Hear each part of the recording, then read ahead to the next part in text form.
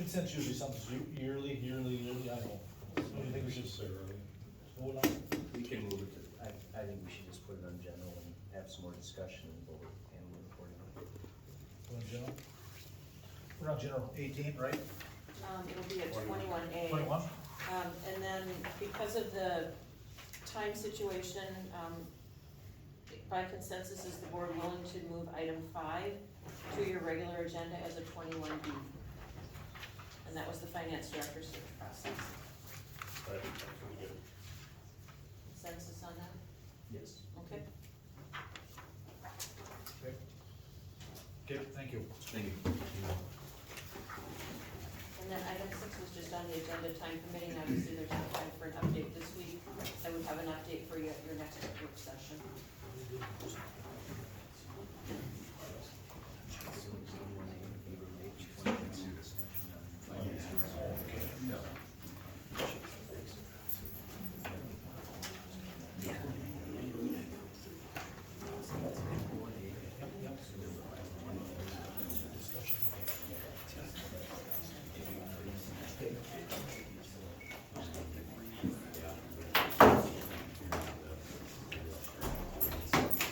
So with that, the board willing to adjourn your work session? Yep, we're adjourning the work session, we got 1 minute before it's the main board meeting.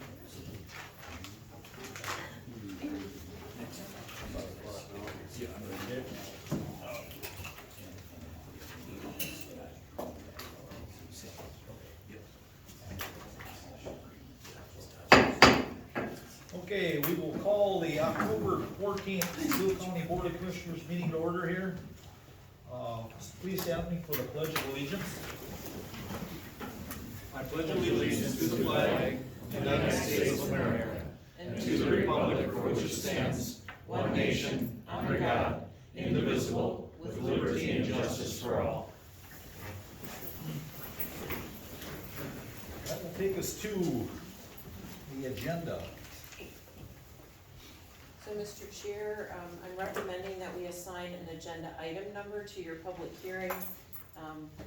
It is not part of consent, it's actually the public hearing section, but for whatever reason, the heading got dropped off. So for purposes of decision-making, I would call that, 18A. And then the 18 that shows up as the resolution would be 18B. And then I'm also requesting that we would add a 21A, which would be your Beaver Lake Archaeological Study matter, and a 21B, which would be your Finance Director search discussion and possible decision. Both of those were carried forward from your work session. And then there is a typographical error. Item number 26 should be Land Use and Records Committee meeting. And number 18A, we're gonna have that start at 5:15. Or as soon thereafter as the matter may be heard. Okay. That's how it was noticed when it was published in the Okay. paper. Mr. Chair, I'll move the approval of the agenda with those aforementioned changes. Second. Motion's been made and seconded to approve the agenda with the additions and corrections. All those in favor signify by saying aye. Aye. Pose same sign, motion carries. That will take us to public comment. Those wishing to speak must state their name and address for the record. After they are acknowledged by the board chair, each person will be limited to 2 minutes to make his or her remarks. Steele County is committed to respectful behavior in its work environment and in its boardroom. Speakers should show dignity and respect towards others. Speakers will address all comments to the board as a whole and not one individual commissioner, and will not make comments about any elected or appointed officials or staff. The board may not take action on an item presented during public comment period unless the item is already on the agenda for action. When appropriate, the board may refer inquiries and items brought up during the public comment period to the county administrator for follow-up. Comments from speakers may be curtailed by the board chair if the speaker is argumentative, disrespectful, redundant, or repetitive. There will be no name calling or abusive language permitted. Disrespectful behavior will result in being asked to return to his or her seat or leave the boardroom. With that, I will open it up for public comment. Melissa Zimmerman, 2525 Stony Creek Drive. Thank you for moving that hearing off the consent agenda. That was rather concerning. With all due respect though, the public hearing listed on tonight's agenda should be rescheduled. The notice for this hearing was incomplete and invalid under Minnesota State Statute 13D.04 subdivision 4A, which requires every meeting notice to list a date, time, place, and purpose. Until this morning, the agenda did not include a time. Adding it later does not cure the defect, it confirms it. While the hearing was published in the official newspaper, residents who signed up for electronic notifications received none, let alone the 10-day requirement under Minnesota State Statute 13D.04 subdivision 2B. Minnesota law has long required that at least 10 days notice for a public hearing. That standard defines transparency statewide, and Steele County is expected to meet it across all formats. If this board proceeds tonight despite these defects, it could constitute a knowing and intentional violation under Minnesota State Statute 13D.06, exposing officials to penalties and the actions being voided. This is not the first, second, or even fifth open meeting violation this year. I have personally warned this board about several of them. We deserve better. I urge the board to withdraw this item and properly renotice this hearing in compliance with state law. Proceeding under these conditions will undermine public trust and could create unnecessary burden on taxpayers to defend preventable violations. Rescheduling this hearing isn't just about compliance, it's an opportunity to start rebuilding public trust. Thank you. Thank you. Anyone else for public comment? Anyone else public comment? Going twice, 3 times? Public comment closed. Any correspondence? Not this evening. No correspondence. That will take us to the consent agenda. Board's wishes.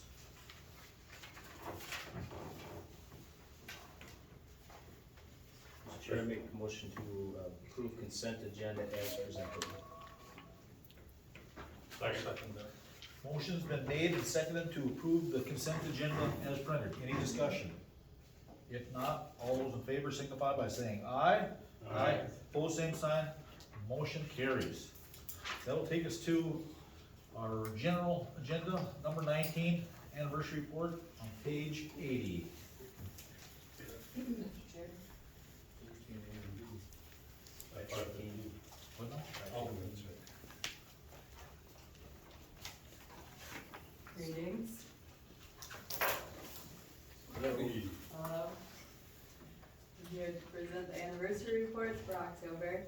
So to start out, Sean Benz is Assistant Director of the Park and Recs Department. He's been with the county for 20 years. Karen Montpleasure is an accounting technician in Steele County's Public Health Department. She has been here for 3 years. Ben Freer is a patrol deputy with the Sheriff's Office. He has been here for 11 years. Brian Hanna is an appraiser in the Assessor's Office, has been here for 1 year. Katie McMahon is a registered nurse with Public Health, been here for 12 years. Jeremy Wisty is a patrol deputy with the Sheriff's Office, been here for 2 years. Carrie Holman is an accounting specialist, previously with Highway, now shared with Finance, has been here for 3 years. Todd Mogan is a highway maintenance technician with the Highway Department, 4 years of service. Christy Jorgensen, recently promoted to a full-time accounting support specialist with the landfill, has been with the county for 5 years. Renee Guillermini is the Director of Veteran Services, has been with the county for 20 years. Caitlin Ball is a correctional officer at the detention center, 3 years of service. Tiffany Ventura is a tech clerk in planning and zoning, 3 years of service.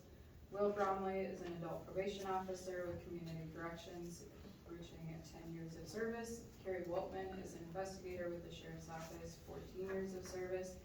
Penny Miller is a tech clerk too with the Recorder's Office, had spent probably 6 or 7 years here, left for a short time, so has just reached 1 year of service again. Chad Schluter is a patrol deputy with the Sheriff's Office and has reached 11 years of service, so cumulatively that is 123 years of total service with Steele County. Okay. Thank you very much for the report, and thank you to all those employees on their anniversary. That will take us to number 20, road use and repair agreement by and between Steele County Men and Dodge County Women LLC. Ron? Good evening again, Mr. Chair and Board. What you have before you this evening for consideration is a road use and repair agreement between Wynn County LLC, which is not to be confused with actual Dodge County. It's Dodge County Wind LLC. This is a private organization that is looking to create a wind farm in Dodge County and parts of southern Steele County. The agreement you have before you really isn't dealing with the wind as much as it is dealing with the road use and repair agreement that we have before us, and making sure that the road use is upheld and capped, and any damage that would be included in that would be paid for by and repaired by Dodge County Wind LLC. So if you've noticed, there's the road use and repair agreements, quite a lengthy document. We've gone over it in highway quite extensively. I believe the attorney's office has also gone over the agreement, looked over at it. And so that's just kind of a highlight, but I can go into any questions if you want, or we also have representatives here from the company. Okay. Any questions from the board? Mr. Chair, question. Yes, go ahead. So the inspection process prior to construction commencing or starting, do you go out and look at that, or who from our county looks at the roads to make sure that they're sufficient to handle the load? And then, once the project completed, what's the process? It's a little bit of both. If you, in the documents, they've gone through and done some, offered up a number of exhibits that are inspection reports, video of the roadways, and those type of things. And what our staff does is go out and verify that. And then throughout the construction project, we monitor all of those things. And at the end, we'll go through and look at the discrepancies from before and after. So the owner is the, looking for the, It's Dodge County Wind LLC. so they would be the owner in this project, so they would hire an engineer to go out and look at it? They have. They have, okay. All right. I just wanna make sure we're sufficiently covered. They have their people looking at it, but we're comfortable that, We are at this But time. there's also a bond too, isn't there? I believe so. Yeah, yes. there's a bond covering this, that everything will be taken care of. And then we're also representing the townships along the way. Townships have also passed resolutions in that light as well. Okay, any other questions from the board for Ron on this? Okay, Mr. Chair, I'll make a motion to approve the road use repair agreement by and between Steele County, Minnesota and Dodge County Wind LLC. so we hear a second. I'll second. Motion's been made and seconded to approve the road use and repair agreement by and between Steele County Men and Dodge County Wind LLC. Any further discussion? If not, all those in favor signify by saying aye. Aye. Pose same sign. Motion carries. I think we have 5:11, a few minutes early yet. Do we want to go to the Beaver Lake? yeah, why not? Okay, while you're there, Ron, we'll go with the Beaver Lake. Thought I'd be here for a couple in a row. Yeah.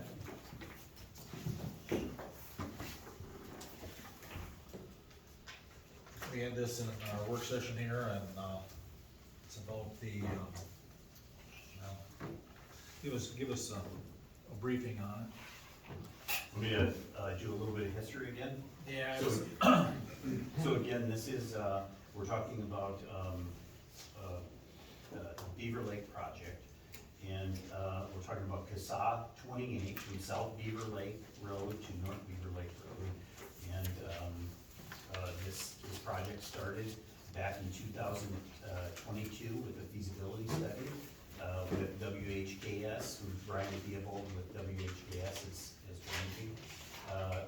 And looking at the alternatives that went through there at that particular time in 2022, the board selected alternative 22, and in 2024, Steele County also retained WHKS to go ahead and provide a design that would actually realign the roadway and provide some amenities between the new roadway and the lake that would consist of a parking lot, safer access to a boat ramp, fishing jetty, and some other, amenities that would be in there. Yes, Mr. So can you, we have more people here now, so can you explain why avoidance probably isn't the best option? That was part of the discussion in our work session, so maybe a little overview on that. Yeah, so I guess maybe in this particular brief, I might have left out the most important part. So what we're here to discuss, tonight is, potential professional services agreement to now move into phase 2 archaeological study. The first part of that archaeological study was phase 1, and they did find in that, they did find some what I'll call archaeological significant resources, and a phase 2 is recommended to move the project forward. So I think we're to a point, and I'll paraphrase this, excuse me, and Brian can jump in, but we're really looking at avoidance, which would be move the road in this particular case, or move forward with the phase 2 to potentially go forward and figure out what a solution would be moving forward. That particular cost is estimated at about $87,000.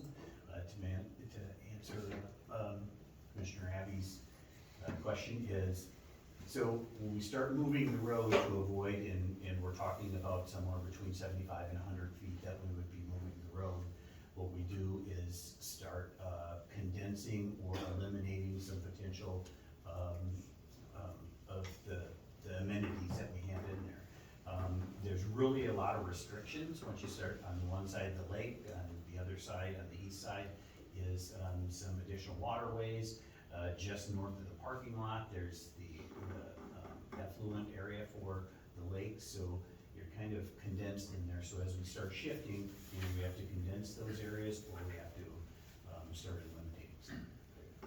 Do we have a time frame on this phase 2 would be complete? Yeah, so we worked with the sub-consultant, our archaeological people that are gonna be doing this, and they have committed to doing it this fall.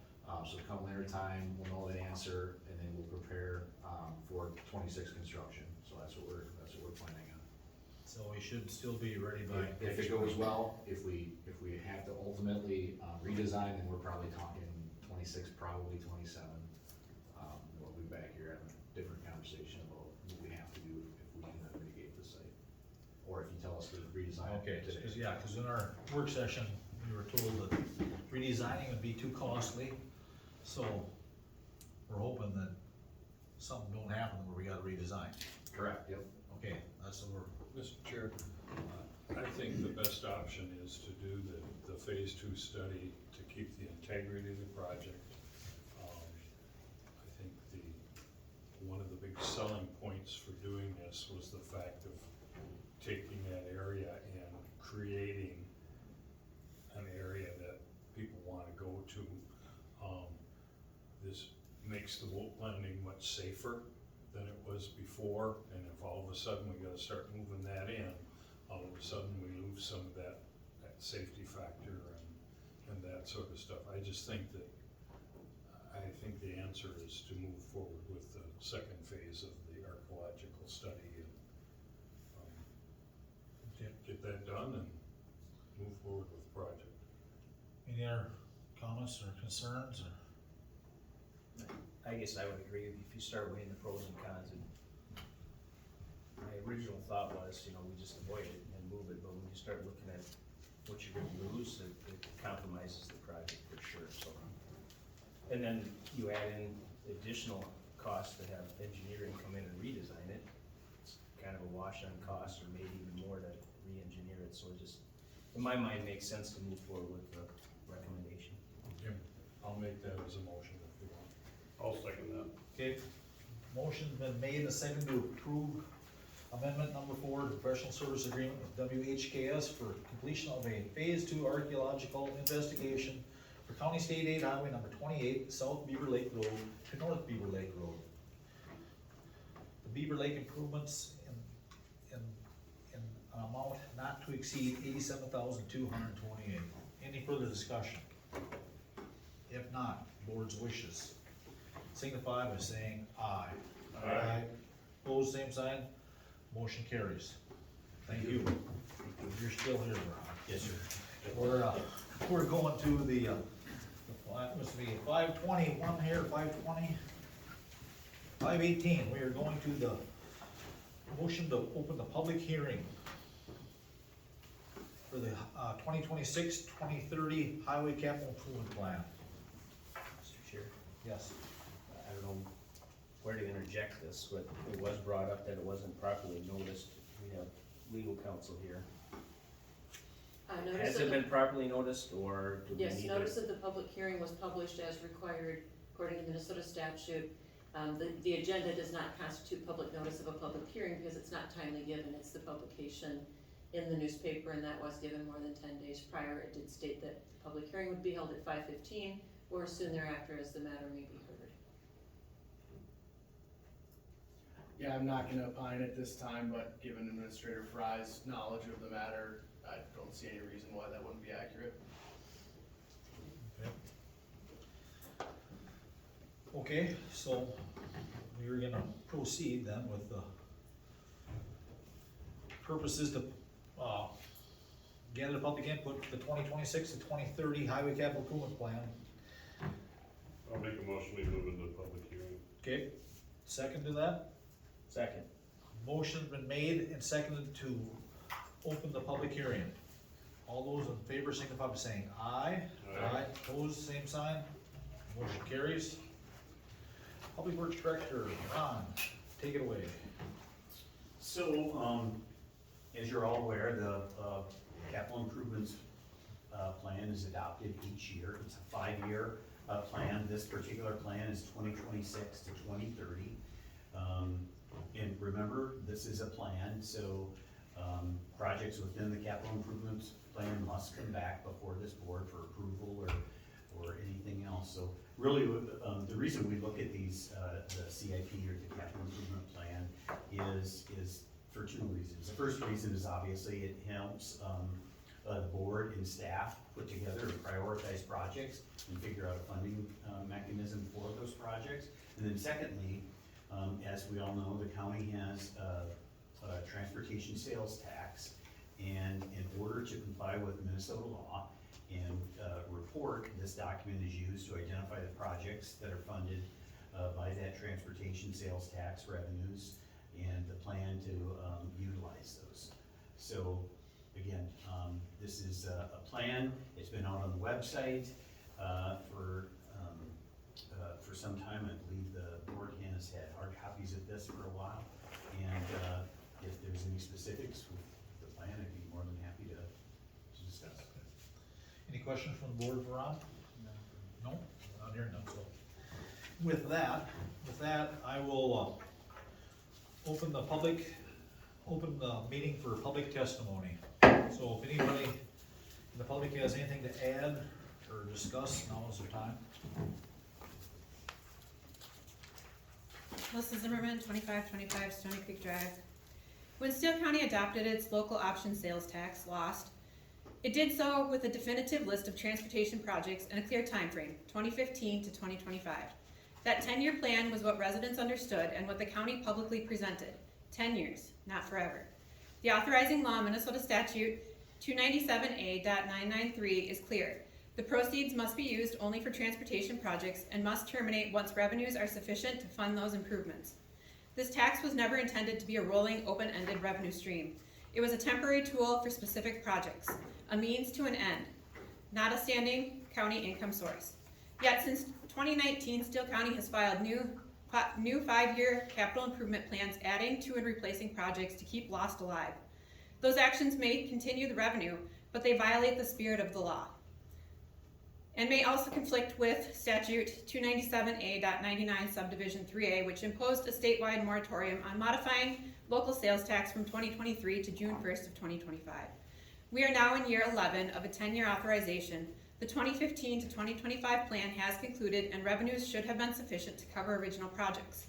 Under state law, this tax should have ended in February of 2025 collection cycle. A vote tonight to extend or amend this tax is not a continuation, it's a recreation. It transforms a temporary tool into a permanent tax, contrary to the statute and to the commitment made to Steele County residents. The East Side Corridor is a clear example of why this matters. A disputed, costly project, still under public scrutiny, continuing to fund such projects through an expired tax erodes accountability and public trust, and should not be included. Lost is meant to build specific projects, not to become a forever tax. It's time to honor the 10-year promise, let it expire, and if the county wishes to continue, bring it back lawfully with full public consent. Thank you. Thank you, Melissa. That'll be noted. Any other, anybody want to speak? My name is Jeannie Pickner. I live at 1818 Southeast 24th Avenue, Owatonna.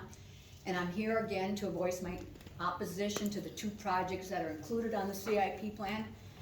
Specifically the Havana intersection project that is slated for construction 2027, and then the East Side Corridor project. Both those projects affect our farmland and are affecting too much of productive farmland, in my opinion. And I like what Abbe made the comment of splitting these big parcels in half when you construct these projects. Specifically, the East Side Corridor is gonna run through, or propose to run through, smack dab one of our prime farmland right next to where we live. And the Havana intersection affects another big portion. And the Havana project is taking away an old road that's gonna sit idle, and then it's gonna use up productive farmland to build a new road, which I think is very inappropriate. The stop signs are in place right now. I think a study needs to be done now and give it another 5 years to study with the stop sign, the four-way stop in there. Because as I was understanding, a four-way stop was in there several years ago. And I'd like to know the stats of the accidents during that stop, when those stop signs were in place. Thanks for listening. Thank you. Anyone else? Anyone else? If not, I will close the public testimony. Any further door discussion? Mr. Chair, just a comment that was made that this is a roadmap for the next 5 years. This isn't set in stone, right? It does help us plan accordingly, and it also helps figure out funding and what we need for these projects, but everything's coming back to the board for approval prior to these. Everything would have to come back for Well, it's gotta do with finances. If we get some unforeseen big expenses, things just keep getting delayed. They usually never quicker, it always gets delayed, so. They're never cheaper. No, that's the problem. Okay, with that, if no further discussion, I entertain a motion to close the public hearing. So moved. Second. Motion is made and second to close the public hearing. All those in favor signify by saying aye. Aye. Pose same sign, motion carries. That will take us to 18B, 21B. the adopt the resolution for 2025-42, approving 2026 to 2030 highway capital improvement plan, limiting the use of transportation sales tax on 78 of your packet. Mr. Chair, I'll offer the resolution. Approve the 26 to 2030 highway capital improvement plan and amending the use of the transportation sales tax. Second. Motion's been made and seconded. Any further discussion? If not, all those in favor signify by saying aye. Aye. Opposed, the same sign. Motion carries.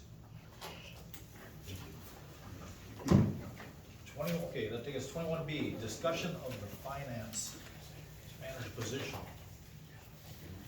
So the board retained the services of DDA about 2 years ago, when it initially was seeking to hire a finance director.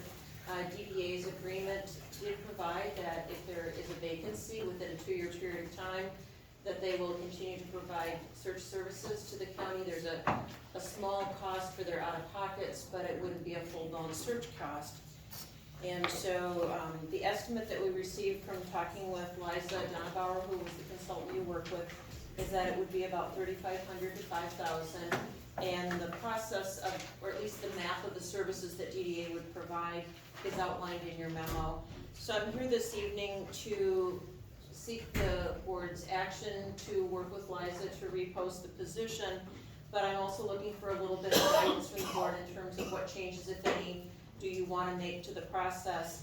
And in the overall search mode and looking at what was in the materials that you had used as your position profile, there were a number of qualities for the new candidate that you were looking for, but I did meet with the department heads. I also met with the direct reports, and one of the things that I think came out of that conversation causes me to think that you might want to reorder some of the qualities and some of the priorities, because overwhelmingly from those two groups, the qualities that they're looking for in their new finance director would be somebody that has really rich accounting experience, that not necessarily finance, but they would want somebody that has a strong background in accounting with a preference towards government finance.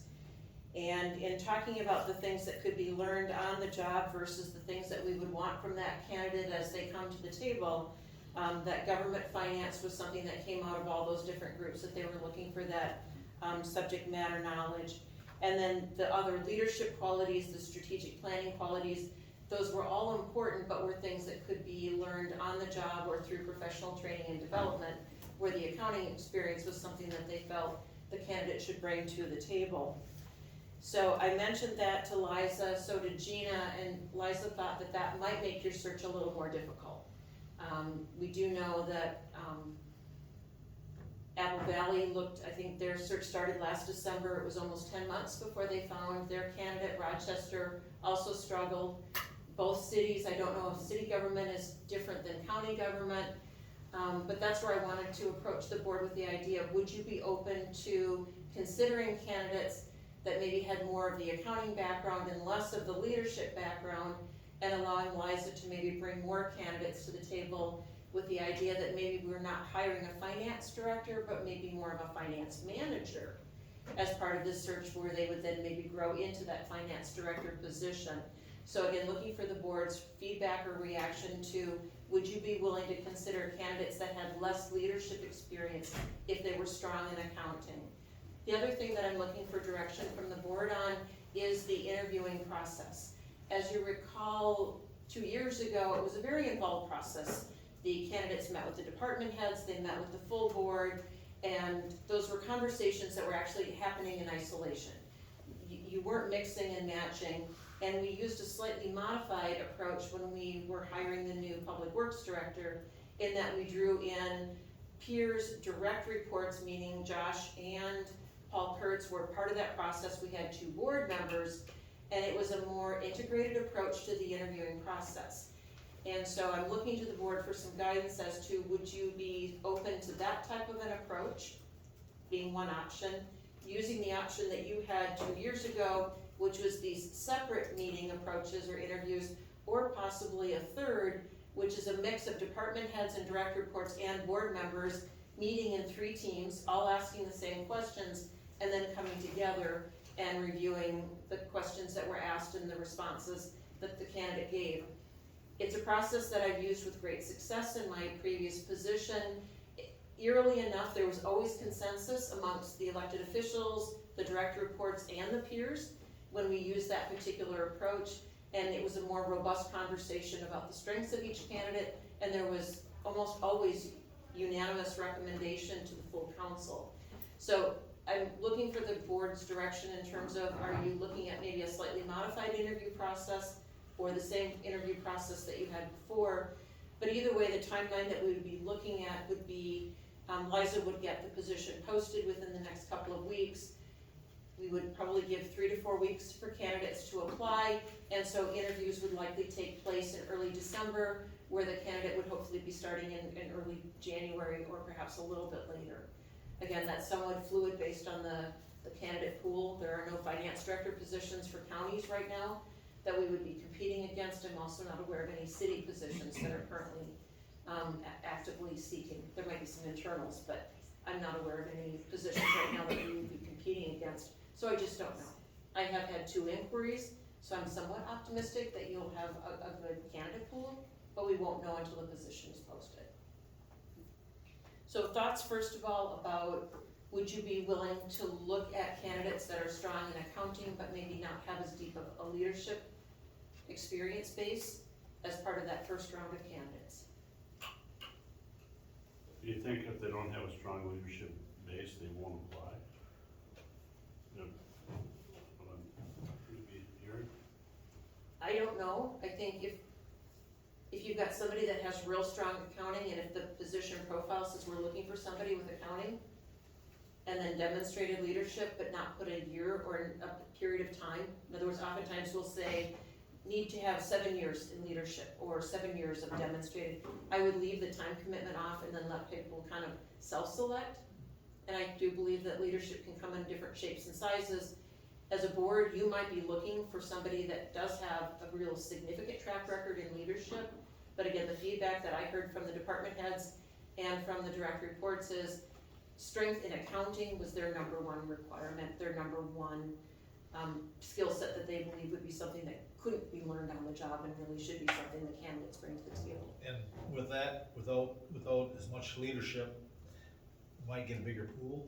That's the hope. And the board could consider maybe instead of calling this person your finance director, maybe we would hire them on as a finance manager, so they would have limited leadership responsibilities, but could grow, show that progression, show that development, and perhaps then be promoted into that finance director position at a later point, if that was important to the board. Go ahead, first, your second. All right. Well, I think before I can answer that, I need to know what that leadership position would be. You know, are we gonna tone that down? I mean, how much leadership are we looking for? And to your comment on, you know, what can be taught, can you teach leadership?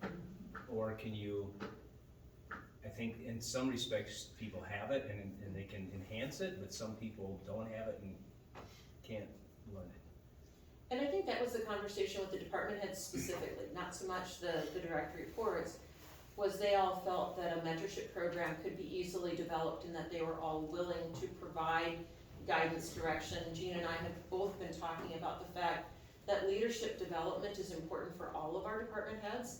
And we haven't had staff in the HR department to really put together that training, so she and I are looking at perhaps some outside services or resources, because I do think that there's an art to leadership that just comes from the school of hard knocks, to be perfectly candid. And so sometimes maybe having somebody that has strong interpersonal skills, a good collaborator, a good communicator and whatnot, if given the opportunity to take on ever increasing projects of responsibility, to show their ability to form cross-functional teams, to show their ability to set objectives, goals, and outcomes, and to lead a project to success, or to at least be able to learn from the things that didn't go so well, are things that can be learned on the job. And I just pulled up the profile that you had used back in 2023, 2024, and some of the things that had been set there were you wanted the individual to develop a capital finance plan, to become paperless, improve finance policies, to investigate financial software, to enable staff to advocate for their love of learning and professional growth. So these are all things that I think somebody with some leadership ability could be able to tackle as a project, as a learning opportunity, with guidance and mentorship from other more seasoned department heads. And if necessary, we could always bring in an outside coach. There's a number of people that can provide that kind of service or assistance as may be needed. And so I do think that some of the things that you had identified 2 years ago could be easily undertaken by somebody with less polished resumes when it comes to, you know, decades of leadership, and that they could then grow and evolve into the position. And then the board would just scale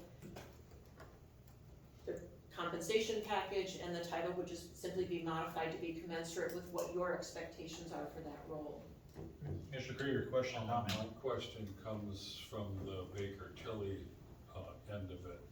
Is there any difference in their mind between a finance manager and a finance director? You as would far have- as our audit. As far as the audit goes, no, because Okay. clearly the production of reports, documents, and so on are being generated by staff members all the time. I understand that, but a finance director has to sign off on the audit. Can a finance manager sign off on the audit? Absolutely, as Okay. the person producing the information. The one piece that I know Candy and I had talked about was what is our ability to bring in the preparation of financial statements in-house to avoid that one finding. A finance manager would not likely have the professional skills unless they've got a CPA, unless they've got extended experience. They might actually be able to prepare financial statements more so than a finance director that has an MBA and is not familiar with or have the experience in generating the preparation of those financial statements. And frankly, most counties, most cities have the auditor just do the financial statements anyways, because it's a very niche kind of a product that we don't wanna hire just for somebody that can do finance statements. We want somebody that can be able to manage all of our financial operations from soup to nuts. If I remember right, Baker Tilly said 85% of the counties they don't offer that. So what are we missing by not having a finance director? Is there something that we need that you wouldn't get with a manager? I think if as a county, we were ready to really undertake a comprehensive strategic financial overhaul, where we wanted somebody that had been a change agent in other organizations, that had led an organization through a complete redraft of how we measure productivity and functionality, how we set goals and tie budget elements to those goals. Some of that work is work that I've done, but my background is not in finance, my background is in organizational leadership. So having a partner that has done that, has been that change agent, would be probably the one skill area we wouldn't be able to find if we're focusing on somebody that's maybe more entry level. But I do believe it's something that a person could evolve into through professional development, professional training. You know, if they wanted to work on advanced degrees and enhance their own educational experience, and we could benefit from that, I would almost hope that they would use us as their MBA project and develop that comprehensive master financial plan, which is something that Steele County should be evolving into. We're just not quite ready. We need a master staffing plan, we need a capital improvement plan that goes out 5 to 10 years. We need a cash flow forecasting plan. There's a lot of day-to-day pieces that we need to be working on, and somebody with an accounting background can certainly effectuate those plans. Would it make sense, Mr. Chair, would it make sense to keep it the same and look for a director, and then if we don't find one, go to look for a manager or not? If I could just make a comment there. I think right now we're to the point of maybe putting a lot of stress on our finance staff. And I think we need to, I don't think we can wait 10 months to find a head of finance, whether that be a manager or a director. So I think I'm almost leaning toward the financial manager concept right now, so we can keep some continuity going, and I think, as Renae was saying, some of that stuff could be learned as we go along. As far as the interview part of it, the interview process we used to hire our public works director worked fantastic, but the three-pronged one is kind of intriguing. I think it takes longer, but I just think we need to get going on it. Yeah, I think that, I don't think we need to, take all the staff's time. They're always busy, I think, just letting them do what they gotta do it best. Obviously, there's some interest, if she's had a couple inquiries already, so. So I don't think Commissioner Glenn's question got answered. And I think we can launch it as a finance director, see who shows up in the application pool, and then go deeper in terms of who we consider, and then have a conversation with the individual. So I don't know that you need to necessarily aim for something less, but I would want the board, if you're so inclined, to authorize me to let Liza know, please don't screen out from consideration individuals that maybe don't have as many years of leadership. We'd like to look at all of them. And to the point of having cross-functional teams, what we always did was we just did a round robin, much like you did for my interview, for example. We'd have 3 different teams meeting in 3 different locations. The candidates would just move from team to team, and then we would do a master debrief. So it wouldn't add time to the process, it would just add a little bit more complexity when we bring the group back together to do that debrief session. And I think ultimately, we still have time to define the interviewing process, so if the board wants to reflect on that and get back to me later, that's okay, because we wouldn't be doing the interviews for several weeks anyways. But if there's consensus amongst the board that you're willing to look at somebody who's strong in accounting, but maybe needs a little bit more growth and maturation in the leadership department, then I would wanna be able to communicate that to Liza right away. And I don't know if this is something that's appropriate or could even be done. Could we put out an ad for a finance director / manager?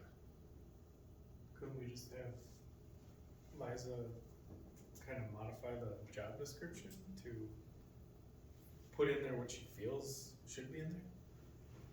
I mean, would that give us a broader pool of people if there was kind of that option depending upon the candidates? Is there also, Mr. Chair, is there also an option, I know, we had a temporary public works director, we had a temporary administrator, is there an opportunity to have a temporary finance director sit in that spot, or? I think that's a little tough. Yeah, professional services can help. Yeah, Fill- so fill in that. when I received Candy's resignation, I reached out to a couple of individuals that had knowledge of Steele County, and they've been incredibly resourceful in answering Madison's questions. I also have a professional with the Abbe firm who specializes in county finance, that if we needed an actual professional opinion on something, we could. Candy was spending a fair amount of time managing investments. Those I've referred back to Northland. So we have investment advisors, and so I've referred that bulk of work to them. So for right now, I think for the next roughly 3 to 4 months, we have a task list, regular check-ins. Jennifer Mueller, our property tax and elections director, is the interim supervisor for that group of individuals, and she's been working with them closely, also providing some help and support as may be needed. So I do think short-term, I am very sensitive to the burnout concern, and I wanna make sure that they're not feeling overwhelmed, and the direction I've given them is, I'm not expecting you to do more, but you might have to do different. And we may have to shuffle some tasks around, and if there's something that I can do, you know, to help take some of the entry-level work off your plate so that you can work on other things, and others have made a similar offer. So I don't think we really need an interim.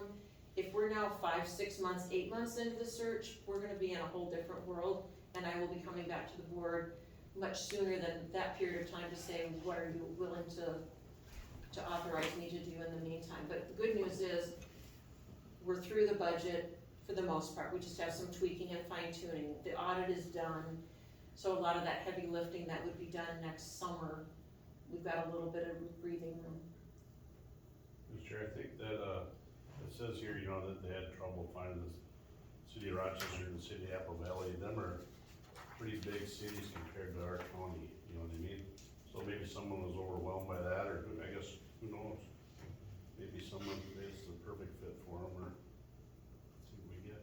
Mr. Chair, Yes, go ahead. I guess I would agree with Commissioner Glenn that we don't, for lack of a better term, dumb it down. I think we shoot for the stars.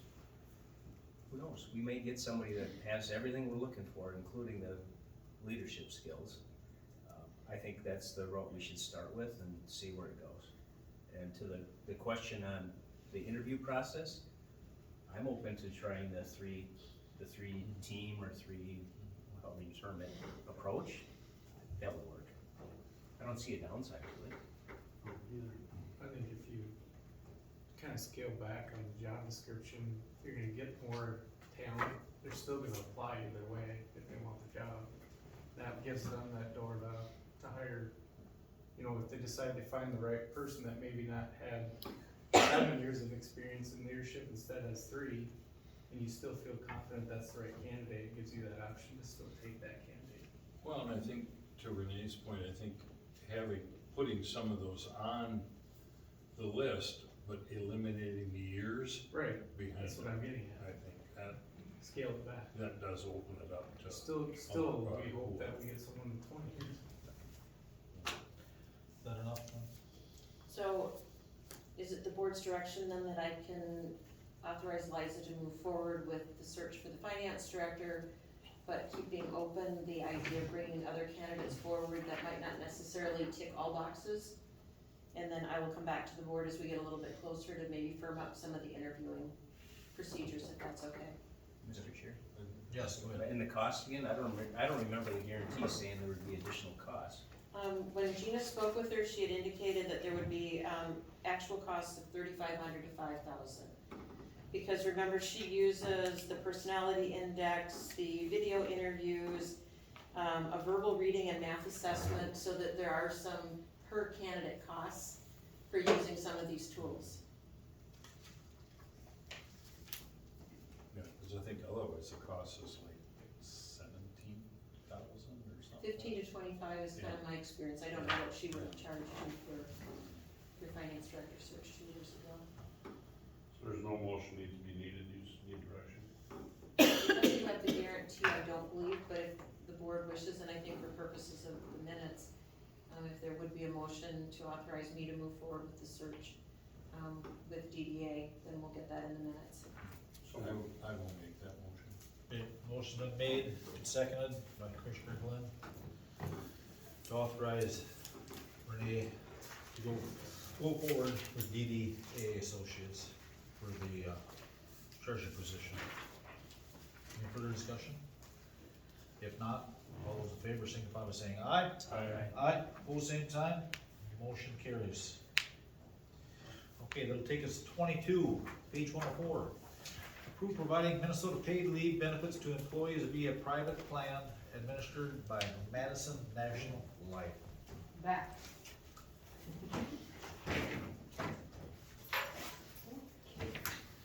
Mr. Chair, members of the board, I'm here this evening to discuss Minnesota's paid leave law that takes effect January 1st, 2026. The paid leave law provides partial wage replacement and job protection for employees on leave from employment due to qualifying medical and/or family reasons. The paid leave law allows eligible employees to take up to 12 weeks of medical leave and up to 12 weeks of family leave per year, but totaling a maximum of 20 weeks if they were to take both types of leave. Funding for the leave program comes from a payroll tax. Employers are required to pay at least 50% of the tax and may charge employees up to 50% of the tax. The state of Minnesota will be administering the plan. However, Minnesota does allow employers to substitute with a private equivalent plan approved by the state. Madison National Life is a carrier offering a private paid leave program in administration in partnership with a company called Alera. Madison National's rate is 0.83% of covered payrolls, so this would be a 0.05% lower than the state's premium rate. Staff are assuming better customer service from Madison National than the state plan due to existing experience working with Madison National on our short and long-term disability insurance claims. Madison National Life is offering a 1-year rate guarantee. If rates for 2027 will be higher than the state plan premium, Steele County can then join the state plan. However, the county would be required to stay on the state plan for at least 3 years. So, staff's recommendation is to provide Minnesota paid leave benefits to employees via private plan administered by Madison National Life. Mr. Chair, Yes, go ahead. who, if we did the state plan that required to stand for 3 years, that's the state? requirement? Correct. And I would say the survey that was recently conducted of counties, the majority of counties are opting to go with the private plans. The majority of them are going with MetLife. Unfortunately, we are not using MetLife for any of their other products. And you can't just use MetLife for the paid leave. You would have to have switched over other products that we currently carry through Madison, which is why we reached out to Madison National to get a quote from them. And there was a presentation on this at the recent Macrame conference. And as enthusiastic as the state staff are in terms of how they envision these programs being administered, it's still a state administered leave program, which is why as staff, we feel that we have excellent customer service for our short-term and long-term disability. We are more confident that Madison National will be able to meet our employees' needs. Because one of the questions that came up is, okay, somebody sustains that life-impacting disability, and it takes so many days to submit the application, so many days for the state to approve it, and the question came up, well, is the state then gonna repay the employee for the first couple of weeks of their leave? Oh, no, the employer can just cover that on PTO. They'll just start with the approval and go forward from there, and everyone was just kind of dumbfounded that you don't have a plan for this? Because in theory, the loss is happening on day one. The person needs to take some kind of leave to maintain that stream of revenue. There was no plan to replenish the revenue so that that PTO could be restored. The expectation is the employee would just take it. And again, the staff that presented were super understanding, willing to listen and whatnot. We just don't have a high level of confidence that the implementation will be at the same level of customer care and service that we've already come to experience with Madison National. Because we have had employees go both on short-term and long-term disability. And they've been a very helpful We'll be group. able to pick up and continue if they needed to go into a long-term plan, if we chose to go with the private plan. And another perk for us is if you remember Jordan Diener, who got married and is now Jordan Stanley, she's our rep through Madison National. So we have a direct pipeline, and we get answers very quickly. So how's the funding work? So it's a payroll tax deduction. It works just like some of the other payroll taxes would work, but so we're required to pay up to 50%. We can choose to charge the employees up to 50% with the savings. With the rate through Madison National is only 0.83. The state's plan is 0.88 currently. So we are also brought it to contract negotiations because it involves money. So we would split it 50-50. Yeah, all of our bargaining units have agreed to the 50-50 split, so we didn't have to offer more. That's fair. All right. Yeah, you know, South Country Health Alliance has gone with a private firm too. They don't want to take the chance of the state. Yeah, I mean, the state does great things, but like, it's administered very similar through unemployment insurance, and answers from that take a long time. Well, and the last issue is the state plan like unemployment benefits. It's a pooled fund. And if they don't have enough funds in the pool, then they affect the rate of all employers. Sometimes it's tied to their history, sometimes it's not. And so I think that remains an underlying concern across the board, is the state did a calculation. They're using the 0.88% as what they believe to be the tax rate necessary to stand up this pool, with no idea of how many people are actually gonna make claims, the length or dollar amount of the benefits paid, and we could very well find ourselves in year 2, 3, 5, or 8 getting a notice from the state saying, oops, we didn't calculate it correctly, here's your new tax rate. Yeah, it's now 3%. No other questions, board wishes? I'll make a motion to approve the providing Minnesota paid leave benefits to employees via private plan administered by Madison National Life. I'll second that. Motion by Commissioner Brockbeck, second by Commissioner Krieger, to approve the Minnesota paid leave benefits to employees via the private plan administered by Madison National Life. Any further questions? If not, all those in favor signify by saying aye. Aye. Opposed, same sign, motion carries. Thank you. Take us to number 23. Page 106, adopt resolution 2025-039 in support and participation of Operation Green Light for the veterans of our county. If you recall, we've done this now for the last couple of years, however, last year, Rebecca was able to arrange for lighting on both sides of the building so that you could see the uplighting on the backside as you're traveling on the freeway. I'd love to have the kind of water tower that Faribault has with the uplights, cause that water tower is fabulous when you come around that grove of trees on your southbound on 35. We don't have that, but we have something equally as good, in my opinion, which is the lighting on the two sides of the building. I do believe that we were able to swap out the lights at the Public Works building, but I can't test that particular theory yet. But I think Rebecca was working with Jake so that we could have the green lighting on other buildings as well, but our building looks pretty incredible. It's really cool. Yeah. The one thing I'm gonna bring up, and I'm almost afraid to do this, is there a light in the, clock tower at the courthouse?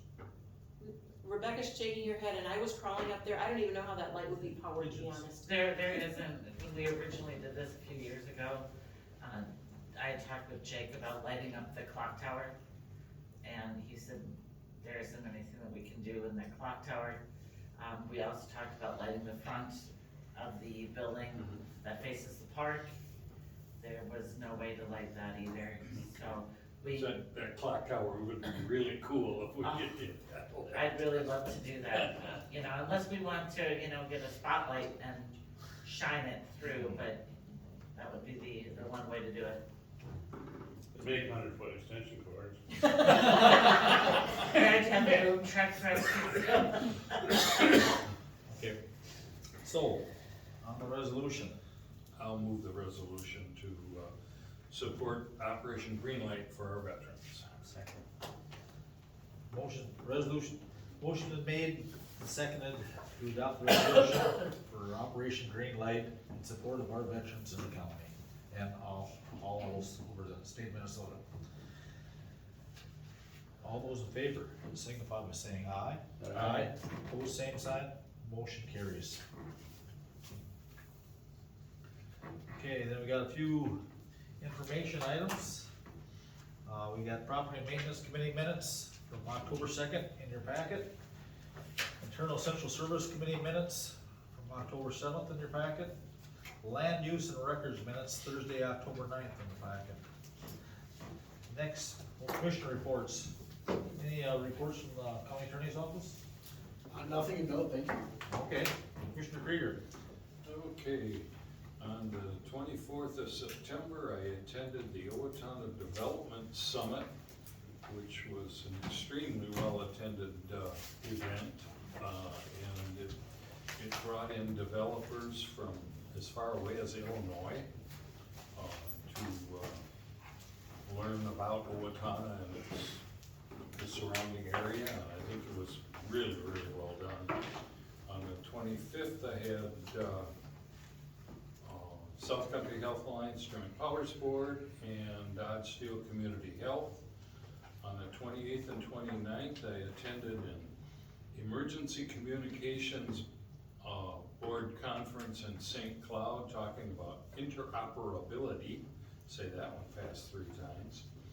On the 30th, we attended the Southeast Minnesota Together Regional Collaboration, and what that is a group of 11 counties that are trying to get a regional collaboration going, because all of southeastern Minnesota now does not qualify for a lot of federal and state grants that are available because we don't have a funding source for those. We need something like this so we can apply for those funding opportunities. And a lot of it has to do, would really help our Blooming Prairie, Ellendale, Medford, the smaller communities within our county for some projects.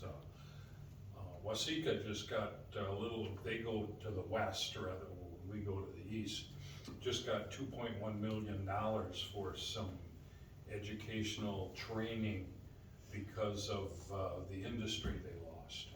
And that was gotten through their regional collaboration going the other way. So there are some real opportunities there.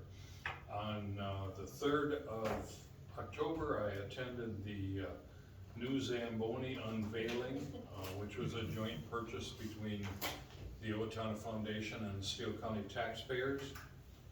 And by the way, the two of them are now both electric, and that's a good thing because the emissions from the propane have not been healthy for the people in attendance. On the 7th, I went to the Supreme Court reception that was held the day before they made their presentation for the schools. And the 13th, I had a Emergency Communications Board meeting in Rochester. And the 14th, we had Public Works this morning, I had Mid-Prairie Finance and a work session before tonight's meeting. Been a busy 2 weeks. Thank you. Commissioner Abbe? September 25th, I attended the Dodge Steel Committee Health Board meeting, October 1st, Mid-Prairie meeting, October 2nd, Property and Maintenance Committee meeting, and also on October 2nd, the East Central Regional Juvenile Center Committee meeting. That's Commissioner Brockman? Yeah. I'm saving you, I'm saving you.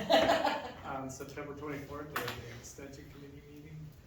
October 9th, I had the Southeast Minnesota Emergency Services Joint Power Board. On the 10th, I had the Workforce Development Joint Power Board. On the 13th was SEMCAC. And then this morning, the Public Works Committee and the work session before this. Commissioner Glenn? I also attended the Community Health Board meeting, the Internal Central Services meeting, and the Land Use and Records meeting. Okay. I had extension on the 24th, and I had Mid-Prairie exit meeting on the 29th September. The first was 911 joint powers meeting. The second was property maintenance. 7th was internal central services. The 9th was land use records policies in the morning, Mid-Prairie in the afternoon, and that takes us to today. And then Renae, what you been up to, and you're gonna give us a little human services update? So just a couple of meetings, I was at the fall technical committee meeting for the Minnesota Association of County Administrators. Gina was there also because the HR director group meets at the same time. We had some phenomenal speakers, and I think if it's affordable, there's at least one speaker that we would like to bring for our employees here that I thought was particularly motivating, but more importantly, had a really strong story for times of change, so I'm kind of excited about that. The Southeast Minnesota Together convening that Commissioner Krieger mentioned, I'm on the planning team, and there will be similar events happening in Rochester and Red Wing, October 30th and December 7th, I believe. And our hope is to try to garner enough interest amongst the county boards, because it's the boards that would have to, in essence, adopt resolutions to establish this Regional Development Commission. And it is having this Regional Development Organization or Commission that's critically important, because it's through that organization that the strategic plan sets is adopted, and it's what gives us eligibility for Fed EDA money, which right now we currently aren't eligible for. So we'll continue to spread the message. We're hoping to have a conversation at our upcoming Region 9 meeting to maybe garner some support amongst the board members at that meeting. So who's the fiscal host, or do we not know that yet? The fiscal host for right now has not been determined. One of the communities, and I can't remember the name of the city right now, but there's a city that volunteered to be the fiscal host with some grant money that had been received from the University of Minnesota as well as from the state of Minnesota to do these studies, an RDO study, a TMO study, and then to do these convenings. So if we move forward with a Regional Development Commission, I probably would recommend that we support the idea of creating a standalone organization that would be its own financial manager. There's been some talk of using Smith because there's a lot of overlap. I think there's pros and cons to using an existing organization because it kind of bleeds the mission a little bit. So I think those are conversations yet to be had. The other thing, just an update in terms of labor, we did formally receive votes, and 2 of the bargaining units have confirmed tentative agreement. We have 1 going to mediation later this month, and 4 more we'll have a next round of conversations at the end of October and early November. We kind of had a gap here in the middle of the month because of my travels, but hoping to get that back on board, and I'm hoping to bring back a positive reaction to the full board, probably mid-November, if we put it that way. And then in terms of just a human services update, the second scope of work was signed, and obviously they're moving forward with that. We did receive written confirmation from Carrie Wimet, who is the DCYF liaison, as well as Eric Ratzman, who is the DHS liaison, that both of them are actively engaging in the first phase of the project that they have created for us, which is discovery work, but it's the same work that they've already been doing, gathering data for us. A project manager will be assigned to make sure that there's a single person responsible for implementing the roadmap to stand up Steele County. There's at least 10 state systems that will be impacted and will require work for this separation. So as we've suspected, it's gonna be a methodical, thorough, but a somewhat dogged process. And my guess is it's like eating an elephant, we'll take it one bite at a time. But they have yet again confirmed that Steele's go-live date is 1/1/27. Thank you very much. Can I just bring up one other thing? I forgot to bring this up. I just want to make people aware of the drive-through flu and COVID clinics that public health are doing. There's one on the 21st, which is a Tuesday at Health Finders. That's 134 Southview Street in Owatonna. On the 22nd, Wednesday, from 3:30 to 6:30 at South Country Health Alliance, which is out on 6380 Frontage Road. That's the Medford Outlet Center. Or not the Outlet Center, the Medford Strip Mall before that. And Thursday, October 23rd, at Public Health down here from 12 until 5. Just some opportunities that people can, Thank you for that. Joe. That will take us, we got some next meeting notices. Public Safety and Health Committee, Tuesday, October 21st, 8 AM in the boardroom. Next county board work session, Tuesday, October 28th at 4 PM in the boardroom. And the next county board meeting is Tuesday, October 28th at 5 o'clock in the boardroom. With that, I would entertain a motion to adjourn. So moved. Motion is made and seconded to adjourn. All those in favor, signify by saying aye. Aye. Meeting adjourned. Thanks for coming, everyone.